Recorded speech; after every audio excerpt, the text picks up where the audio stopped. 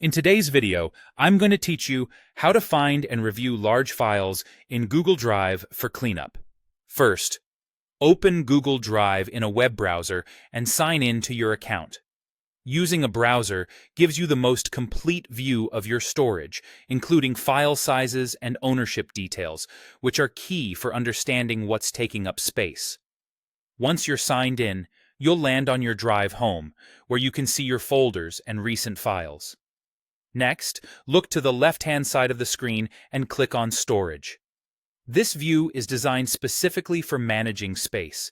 It gathers your files and shared items into a single list so you can quickly identify what's using the most storage. If you don't see storage right away, it might be collapsed. Just expand the left menu to reveal it. Now, to really focus on the largest items, sort the list from biggest to smallest. Do this by clicking the Storage Used column at the top of the list. If you click it again, it toggles the order, so make sure it's showing the largest files first.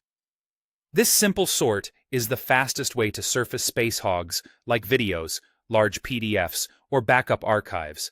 As you scan the results, pay close attention to the Owner column next to each file. This tells you who owns the file. If it says Me, the file belongs to you and counts against your storage. If it shows someone else or an organization, it means you're accessing a file owned by another person or a shared space. Ownership is important because it determines who can actually reduce storage usage by managing that file. If you want more context before taking action, click the file name.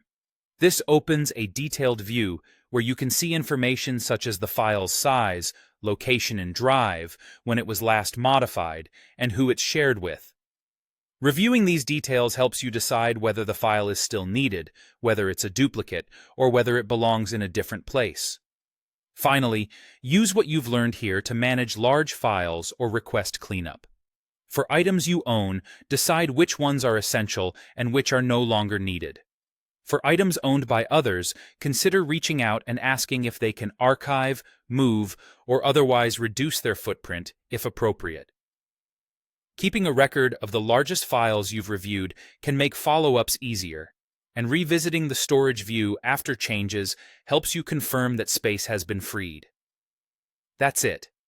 By using the storage view, sorting by size, checking ownership, and reviewing details, you'll have a clear, efficient process for identifying and addressing the files that impact your Google Drive the most.